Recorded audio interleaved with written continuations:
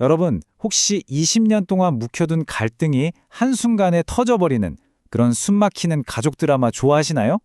이건 그냥 오래된 이야기가 아니에요.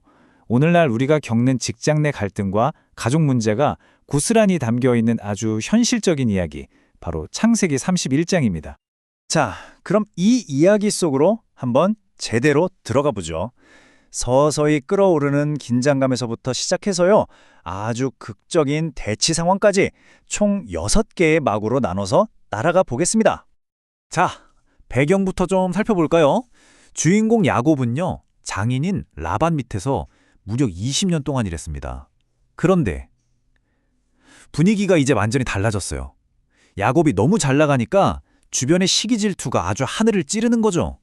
공기 중에 불신이 가득한 그런 상황입니다. 갈등의 첫 신호탄은 바로 야곱의 처남들, 즉 라반의 아들들 입에서 터져 나옵니다. 이들은 야곱의 성공을 정당한 노력의 대가로 보지 않았어요. 그냥 우리 아버지 재산을 훔쳐서 부자가 된 도둑 취급을 하는 거죠. 이게 진짜 흥미로운 지점인데요. 보세요. 주변 사람들의 비난, 이건 외부적인 압박이죠. 장인 라반의 싸늘해진 눈빛, 이건 내부적인 압박입니다. 그리고 마지막으로 신의 직접적인 명령까지, 이건 야곱 입장에서는 더 이상 머뭇거릴 이유가 하나도 없어진 겁니다. 모든 신호가 떠나라 라고 말하고 있는 거죠.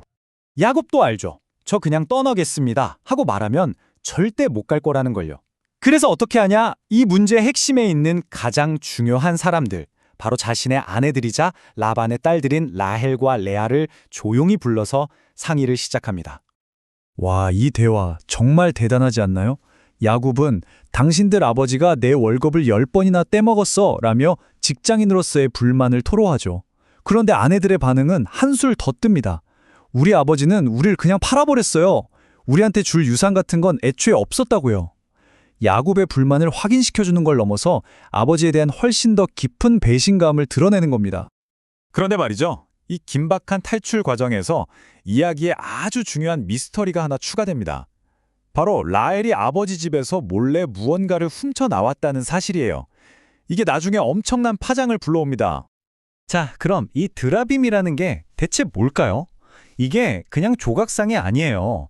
당시 문화에서는 우리 집안을 지켜주는 수호신 같은 존재였고요. 때로는 이걸로 점을 치기도 했죠. 그리고 가장 중요한 건 이게 바로 그 집안의 상속권을 상징하기도 했다는 겁니다.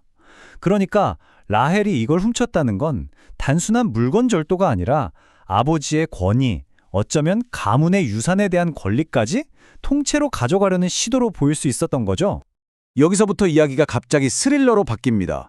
야곱이 사흘이나 먼저 도망쳤거든요. 근데 이게 곧 광활한 사막을 가로지르는 필사적인 추격전으로 변하게 됩니다. 이 시간 순서를 한번 보세요. 정말 숨막히지 않나요? 야곱이 몰래 떠나고 사흘 뒤에야 라반이 그 사실을 알게 되죠. 그리고 라반은 꼬박 7일 동안 미친 듯이 말을 달려요. 결국 출발지에서 수백 킬로미터나 떨어진 길르앗 산에서 야곱의 일행을 따라잡고야 맙니다. 피할 수 없는 대결이 임박한 거죠. 그런데 이 막다른 골목에서 대치가 벌어지기 바로 전날 밤 아주 결정적인 사건이 일어납니다. 신이 라반의 꿈에 나타나서 경고를 해요. 야곱한테 좋든 나쁘든 아무 말도 하지 마라. 이 한마디가 라반의 분노에 재갈을 물리는 겁니다. 이제부터는 단순한 힘싸움이 아니라 아주 팽팽한 심리전이 펼쳐질 거라는 예고죠. 자, 추격전은 끝났습니다. 라반이 드디어 야곱과 마주하죠.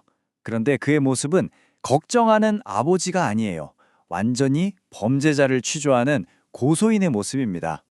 라반이 제기하는 혐의는 크게 두 가지입니다. 첫째, 네가 내 딸들을 전쟁포로처럼 끌고 갔다는 납치 혐의. 이건 야곱을 폭력배로 모는 거죠. 둘째, 네가 왜 내 신을 훔쳤느냐? 바로 절도 혐의입니다. 이건 야곱을 신성모독을 저지른 도둑으로 만드는 아주 강력하고 감정적인 공격이에요. 자, 이제 샅샅이 수색이 시작됩니다. 상상해보세요. 라반이 야곱의 텐트부터 뒤지죠. 없어요. 레아의 텐트도 뒤집니다. 또 없어요. 두 여종의 텐트까지 역시나 없습니다. 마지막으로 라헬의 텐트에 들어갔는데 라헬이 낙타 한 장 위에 태연하게 앉아있는 겁니다.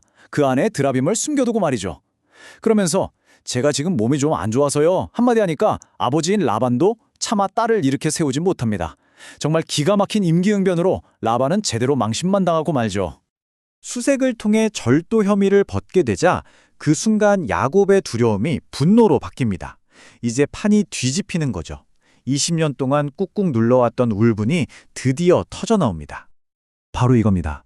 내가 뭘 잘못했습니까? 내가 무슨 죄가 있어서 이렇게 나를 죽일 듯이 쫓아오십니까? 이제 야곱은 더 이상 도망자가 아니에요. 오히려 라반의 부당함을 고발하는 검사처럼 목소리를 높이기 시작합니다. 야곱이 외치는 첫 번째 숫자는 바로 20입니다. 20년. 그가 라반을 위해 일한 시간이죠. 생각해보세요. 한 사람의 인생에서 가장 활발한 시기, 청춘을 꼬박 바친 세월입니다. 이건 그냥 숫자가 아니라 야곱의 삶, 그 자체를 의미하는 거예요. 그리고 두 번째 숫자, 10. 이게 뭐냐면요. 라반이 야곱의 월급 계약을 바꾼 횟수입니다. 한두 번도 아니고 무려 10번이나요. 이건 라반이 얼마나 변덕스럽고 신뢰할 수 없는 고용주였는지, 그리고 야곱이 얼마나 부당한 대우를 참아왔는지를 보여주는 명백한 증거죠. 야곱이 겪었던 고생을 한번 들어보세요. 낮에는 더위와 싸우고 밤에는 추위에 떨며 잠 한숨 제대로 못 잤습니다. 맹수에게 양을 잃으면 그것도 다 제 월급에서 깎였고 외삼촌의 양은 단 한 마리도 제 마음대로 먹어본 적이 없습니다. 혹시 직장에서 내 노력과 희생을 아무도 알아주지 않는다고 느껴본 적 있으신가요? 바로 그 심정일 겁니다. 자, 이렇게 모든 감정과 불만이 다 터져 나온 후에야 상황이 조금씩 진정됩니다. 신의 경고와 야곱의 폭발적인 항변 앞에서 라반도 더 이상 어쩔 수가 없었죠. 이제 싸움은 끝나고 협상의 시간으로 넘어갑니다. 이 둘은 돌무더기를 쌓아서 서로의 경계선을 만들고 다시는 이 선을 넘지 않겠다는 약속의 증표로 삼습니다. 그런데 재밌는 건 라반은 자기 언어인 아람어로 여갈사하두다 라고 부르고 야곱은 자기 언어인 히브리어로 갈르엣이라고 불러요. 뜻은 둘 다 증거의 무더기로 똑같습니다. 이제 우리는 서로 다른 길을 가지만 이 약속 아래 평화롭게 지내자는 상징적인 행동인 거죠. 자, 이렇게 이야기는 마무리됩니다. 하지만 마지막으로 이런 질문을 던져보고 싶어요. 20년 동안 쌓인 착취와 배신, 이 깊은 악감정이 과연 돌무더기 하나 세운다고 정말 사라질 수 있을까요? 이것이 진정한 화해였을까요? 아니면 더 큰 싸움을 피하기 위한 어쩔 수 없는 현실적인 타협이었을까요? 여러분의 생각은 어떠신가요?